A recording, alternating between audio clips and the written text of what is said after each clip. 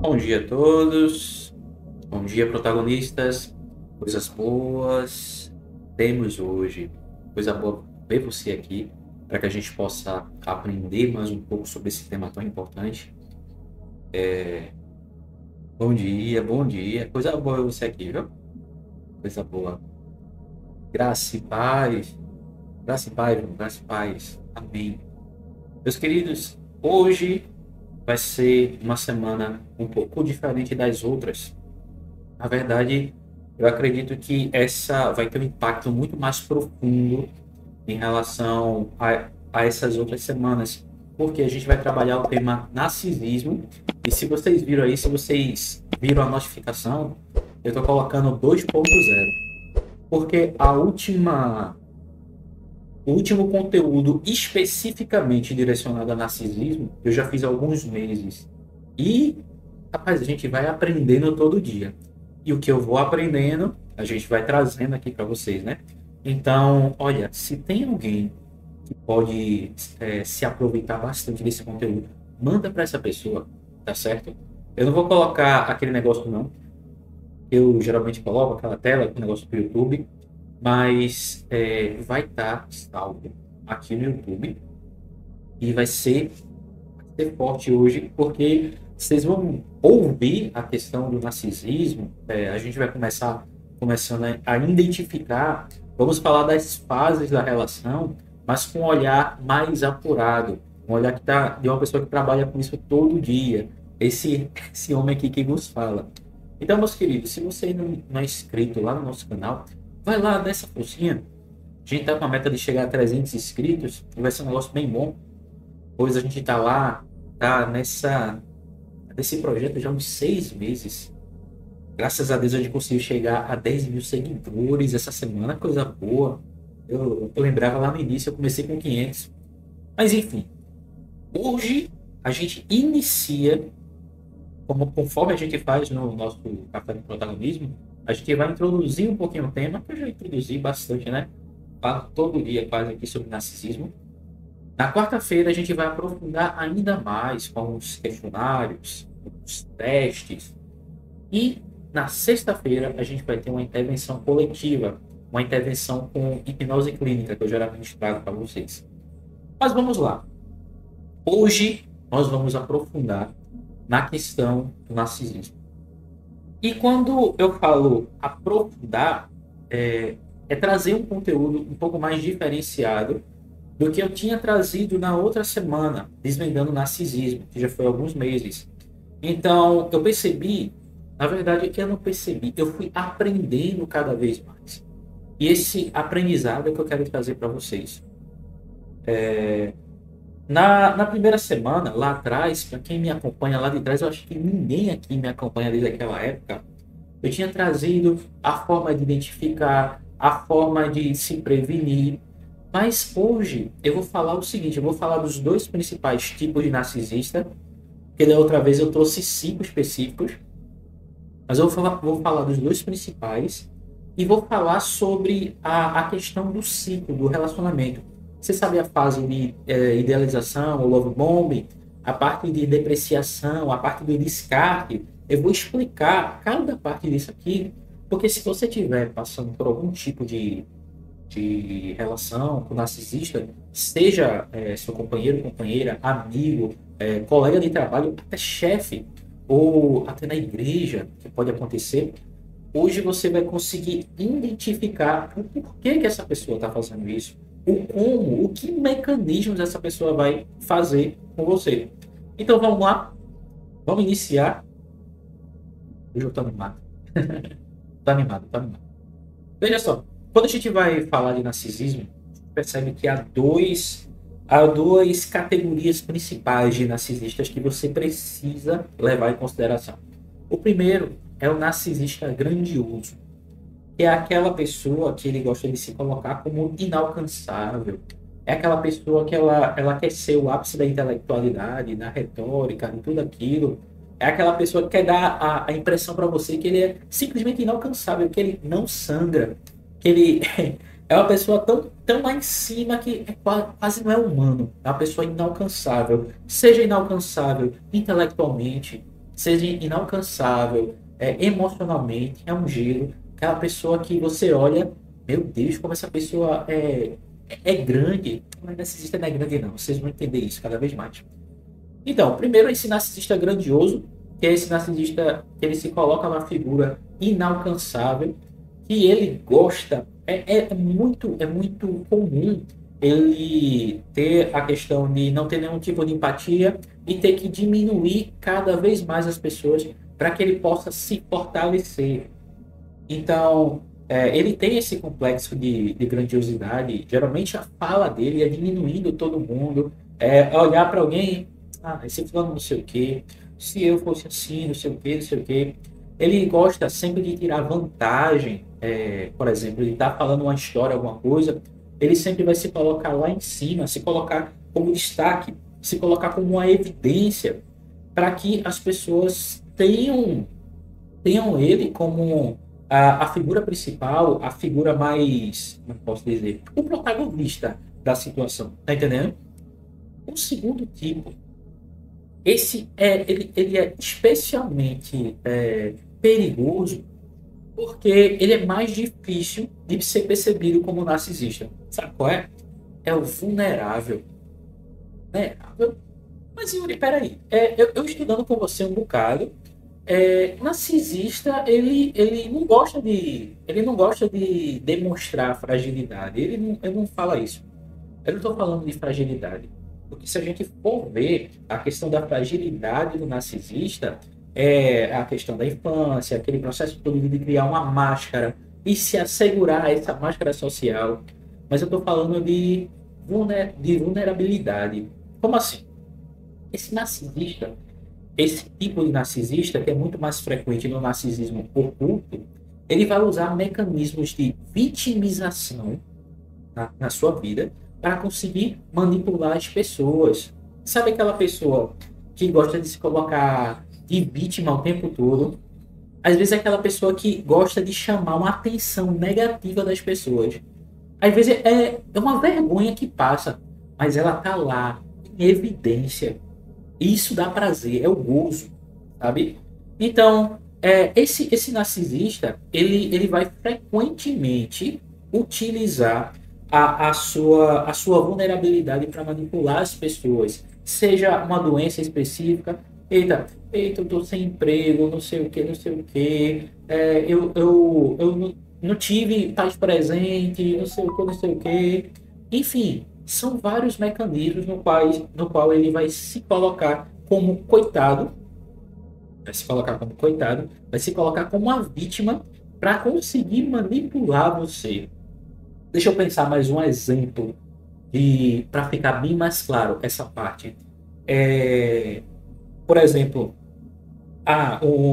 tem um casal e esse homem ele não está trabalhando, não está conseguindo sustentar tudo na casa. Geralmente narcisista ele é muito autodestrutivo, então financeiro é péssimo. Da mesma forma que ganha dinheiro, perde. Então, ele pode fazer o seguinte: olha, eu sei que você mereceria coisa melhor. Eu sei que eu não sou o melhor homem do mundo. Eu sei que eu não sei o que, não sei o que, não sei o que. Eu sei, eu sei, eu sei. Aí a mulher, principalmente, eu falo mulher porque a maioria tem isso de querer acolher. Não, mas eu quero estar com você, não sei o que. Eu entendo, a gente vai passar por isso junto. Aí, esse é um processo que é péssimo. Porque, principalmente vocês mulheres, entram num problema que é a síndrome de Mulher Maravilha. Eu vou salvar esse homem. Eu vou levantar ele. Eu vou fazer não sei o quê. Eu vou auxiliar ele. Eu vou me fazer uma mulher valorosa, presente na vida dele. O problema é que quando esse narcisista, que geralmente ele mostra essa vulnerabilidade, que ele é oculto, quando ele ganha evidência, ó, quer nem saber de você. Quer nem saber de você.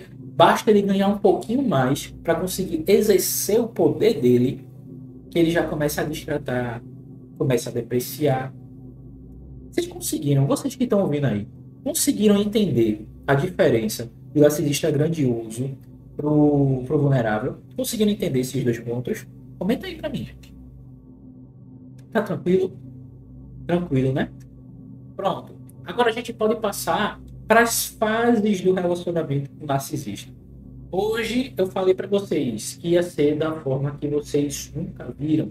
E sim, eu vou dar alguns elementos, vou trazer esses 3 pontos, que é a fase do relacionamento narcisista, que você sabe muito bem, que é a idealização ou love bombing.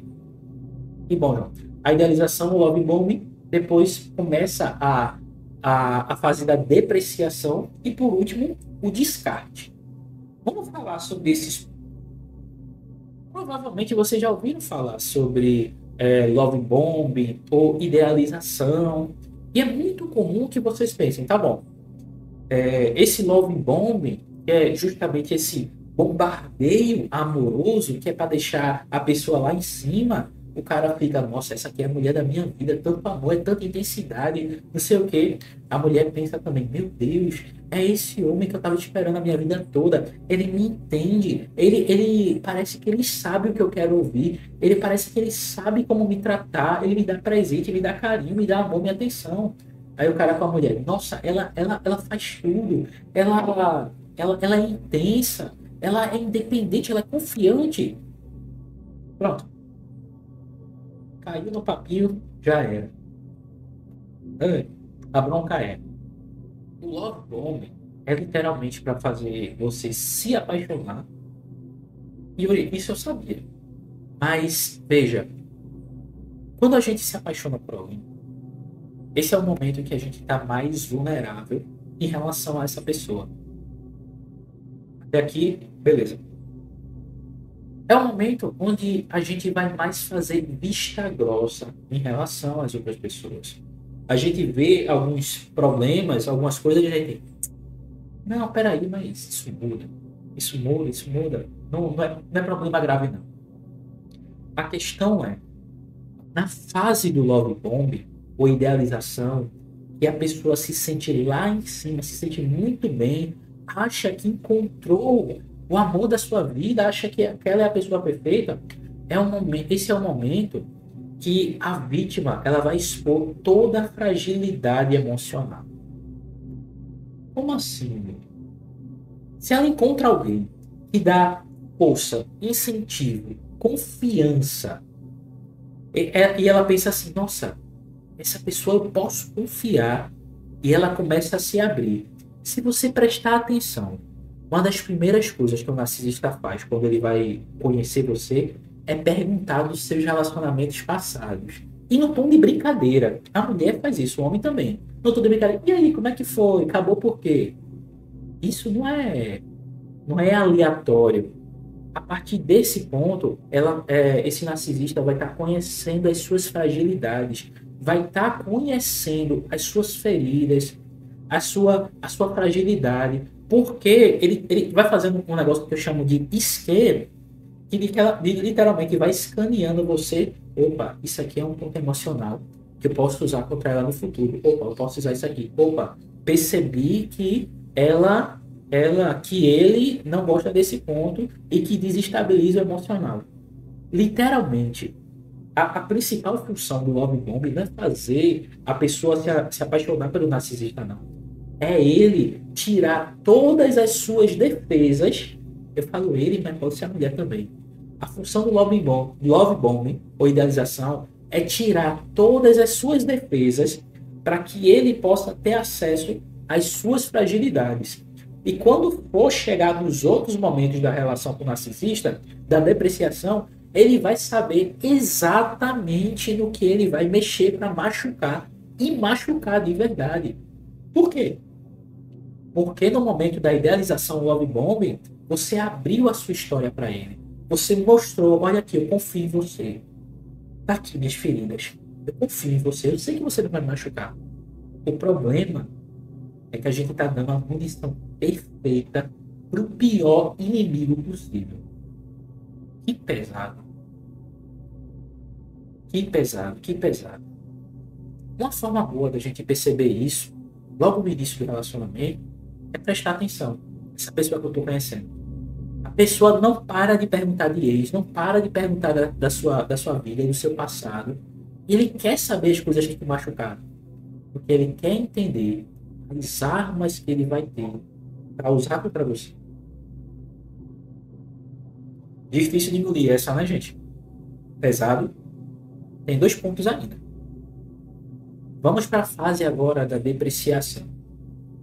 Yuri, tá certo. Eu já entendi que a fase da depreciação, que é logo após o love bomb, essa fase é um momento que ele vai atacar a minha autoestima, vai me diminuir, vai me maltratar de todas as formas possíveis para chegar na última fase e ele me descartar, né? Perfeito. Mas tem umas questões nessa fase da depreciação que dentro dessa fase específica há alguns miniciclos.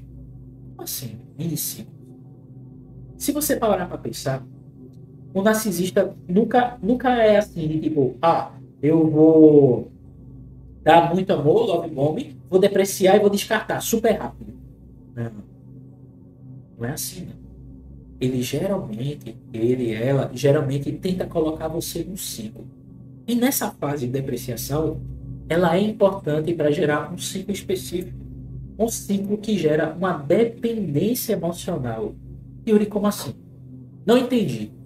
É o seguinte, essa fase de depreciação acontece da seguinte maneira. Ele deprecia você, diminui, faz mal, machuca, você se sente mal. Por quê? Lá no Love Bomb ele fez um trabalho muito bem feito de conhecer sua fragilidade e de te colocar lá em cima. Então você fica na esperança, peraí, pô, mas ele vai mudar. Aí o que ele faz? Ele dá uma migalha emocional. Um pouquinho de amor, um pouquinho de atenção, um pouquinho de afeto. Às vezes é a questão até do sexo, enfim. Eu já falei outras vezes que é totalmente instrumental, então nem se iludam. E o que acontece? Dentro dessa fase de depreciação, gera o ciclo da dependência emocional.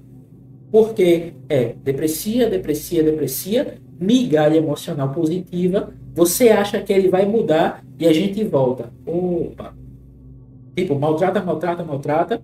Aí tem um tempinho onde ele trata bem, mas depois volta para isso de novo. E esse ciclo se perpetua. E esse ciclo vai se perpetuando até que o drive da dependência emocional tenha sido instalado na sua cabeça. É para isso, é assim que funciona o processo de depreciação. Esse processo de diminuir, de atacar. E se você percebe, é com as armas que você deu para ele. Yuri, então eu sou culpada. Não, eu nem acredito nisso de culpa. A questão é, antes dessa relação com o narcisista, você não tinha noção nenhuma. Você nunca soube que era narcisismo. Mas agora que você sabe, que você tem contato com esse tipo de informação aqui, agora você tem mais responsabilidade sobre si. Opa, peraí, Yuri está dizendo tal coisa. Então eu passo a filtrar, a enxergar os sinais que eu vejo. Então, na fase de depreciação, essa fase de depreciação é o momento certo, é o momento específico que ele usa para gerar a dependência emocional. Sabe por que ele faz isso nessa fase? Porque é o seguinte, quando chega a última fase, a fase do descarte, muito raramente essa fase é definitiva. Como assim? Veja só, quem já passou por isso sabe que nessa fase de descarte, ele por si só toma um distanciamento e faz o tratamento de silêncio. Beleza, entendi. A questão é que quanto mais longe ele tiver, preste atenção nisso, importante. Quanto mais longe ele tiver, mais tempo, como ele fez, entre aspas, um bom trabalho aqui nessa parte da depreciação, gerando a dependência emocional, nessa fase de descarte, é como se ele desse um pouquinho de distância para que você sentisse essa dependência emocional aflorar bem mais forte para chegar o momento dele chegar na sua vida novamente. É para isso. É tudo conectado. Peraí, como assim? Essa fase de descarte é como se fosse um respiro para ele, e como ele já instalou essa dependência emocional em mim, é literalmente para voltar e fazer esse ciclo todinho de novo. Pergunta pra pessoa que já sofreu com uma relação narcisista e que já acabou, já voltou, já acabou, já voltou. O ciclo é o love bomb de novo. E nesse segundo momento já é uma lua de mel e você acha, nossa, ele tá me dando uma nova chance, ele vai mudar, ela vai mudar, ela vai mudar. Aí vai, volta, aí depois depreciação de novo, depois descarte de novo, depois lua de mel. Conheço pessoas que já estão nessa rotina, nesse negócio, nesse ciclo vicioso há anos e não se libertam. Às vezes o narcisista casou até com outra pessoa já, mas continua buscando, continua alimentando essa dependência emocional. E por isso que você está falando faz sentido demais, porque é a realidade. Mas, Yuri, pelo amor de Deus, isso que tu está trazendo é muito pesado. Eu já vivenciei isso. Como é que eu saio disso? Tem jeito. Tem jeito, mas veja só. A gente precisa literalmente voltar a se cuidar. Cuidar de si. Olhar para você, se priorizar, se livrar de todas as culpas que você leva, que você se coloca por estar em uma relação abusiva. Que o abusador coloca a culpa. Você se culpa. Eu vivi 5 anos de ida e volta. Tá vendo, gente? Não tô falando aqui, não é besteira, não. Esse processo acontece mais do que você imagina. Graças a Deus, Vanessa. Graças a Deus se libertou. A Vanessa só conseguiu, desculpa expor assim o nome, mas tá aqui, porque ela resolveu se priorizar, se cuidar, buscou se cuidar. E o caminho é esse.